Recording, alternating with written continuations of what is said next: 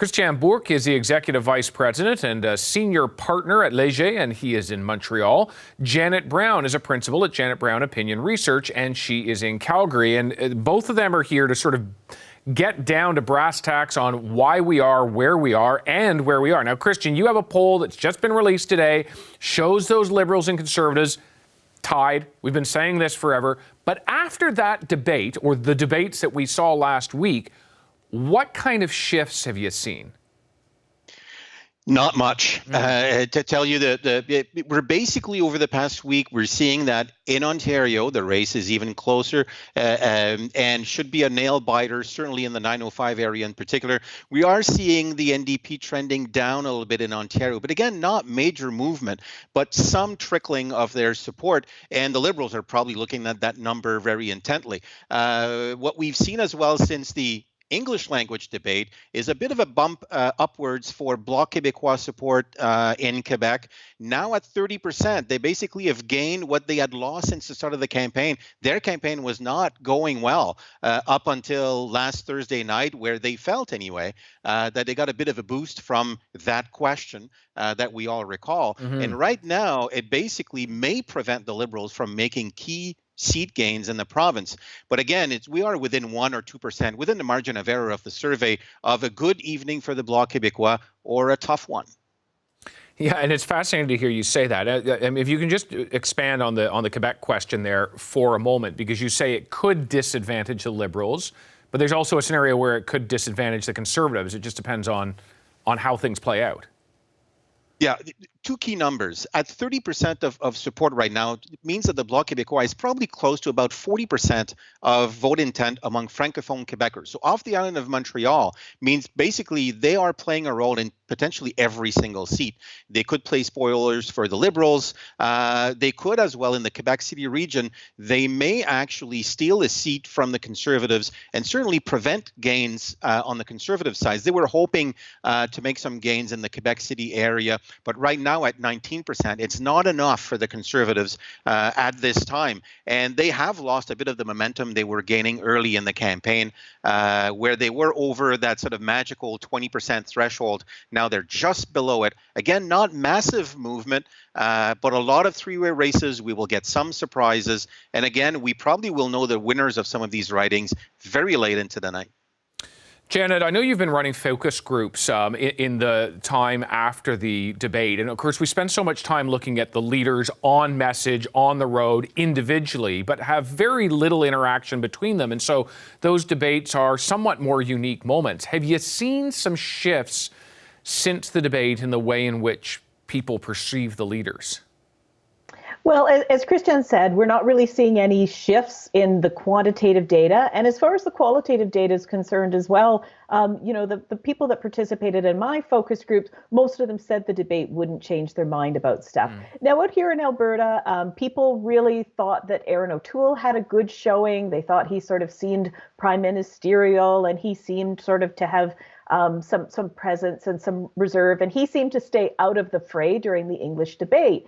And so, but that's fine for the people who watched the debate. The fact is, most people didn't watch the debate, and being sort of the slow, steady guy doesn't get you a lot of air coverage for people who haven't watched the debate. So, on balance, I think the people who watched the debate found it interesting. It gave them some different impressions of the leaders, but I don't really think that it translated into much change for the people who watched the debate, and it certainly didn't translate into change for people who didn't watch the debate directly. I want to bring up another graphic here, and this is also from Christian, the Léger poll about the impact the debate had on the perception of leaders. So here it is. 29% of Quebecers say their opinions of the Bloc Québécois leader, Yves-François Blanchet, improved from their opinion before the debates. 38% of those respondents said their opinions of the Liberal leader worsened. Does that influence, Christian, particular ridings? Like when we look at the suburbs around Montreal and the suburbs around Quebec that are so much those in-play ones, what does it do there? It has an impact potentially on 6 or 7 seats. I mean, 3 of them are on the south shore of Montreal, in the Montérégie region, where the Liberals were hoping to make gains, in around the Longueuil area, up to Montarville, which is sort of fairly posh suburbs around the island of Montreal. There's one in the Eastern Townships that could be at play where the Liberals won by only 600 votes last time around, which now they need to be looking at what may happen there. And there's one on the North Shore of Montreal, which they were poised to gain as well. Mm-hmm. But again, even though we're seeing some movement, we're not talking dozens of seats. We're talking a handful here and a handful there. But the Prime Minister certainly was hoping to make at least a handful or gain a handful of seats in the province of Quebec if they fear they may lose some of those key 905 ridings in Toronto. Yeah, I mean, this election could be decided on a handful of seats, and maybe not on Monday night. It might be on Tuesday afternoon at this point. That's, of course, something we'll have to watch. Christian, I'm just to stay with you for a moment. Look at the People's Party of Canada. So sitting at about 4% support in Quebec right now. Maxime Bernier, the leader, is running in Beauce. It's a seat that he previously held as a Conservative. What do you think? Can he win this time in Beauce? Well, it's weird how this campaign, particularly compared to 2019, we have seen a little of Mr. Bernier in Quebec. He's not getting the rallies that you're seeing in Manitoba or Saskatchewan. He hasn't rallied sort of the events, the people angry at vaccine mandates or mask mandates here in the province. It's been fairly quiet. He spent a lot of time too outside the province over the last 2 weeks. And when I'm looking at sort of my short list of ridings that I'll be watching on Monday night, Beauce is not on that short list for now. Right. He lost it badly in 2019. Same could happen again. And Jenna, looking at Maxime Bernier, I mean, his own origin story is that he peeled off from the Conservative Party itself. But are his supporters the same way? Are they peeling off of the Conservative Party, or are they coming from somewhere else? Well, it seems like they're coming from all sorts of sources. The Conservative and the Liberal numbers and even the NDP numbers have been pretty stable throughout this election campaign. And so the growth of the People's Party, and, keep in mind, I think they had 2% in the last election, and Léger's poll has got them at 5%. So that little bit of growth, it doesn't seem to have come particularly from one party. And what it appears to me is it seems like the protest vote. The protest vote is sort of congealing around the People's Party. We've got all these little parties that float around, the Christian Heritage Front Party and the Marijuana Party and stuff. And it seems like everybody who wants to lodge a protest vote is sort of zeroed in on the People's Party.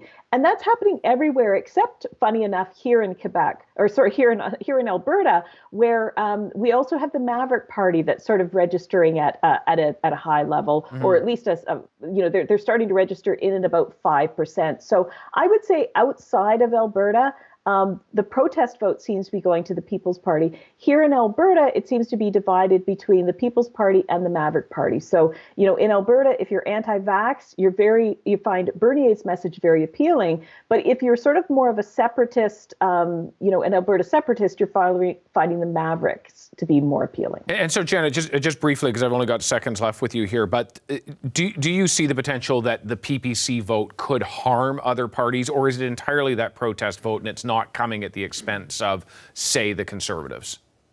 Well, like what Christian said about Beauce, no, I don't see it. I think really that these parties play in places in Alberta where the Conservative margin of victory is historically so large mm-hmm. that I don't really see them playing. And those 3 or 4 seats here in Alberta that we're watching closely, I don't really see these protest parties registering much of the vote and being a factor there. All right. Janet, Christian, thank you very much. Appreciate it. Thank you. Hi, I'm Vashi Capellos, host of Power in Politics. See more of our show by subscribing to the CBC News channel or click the link for another video.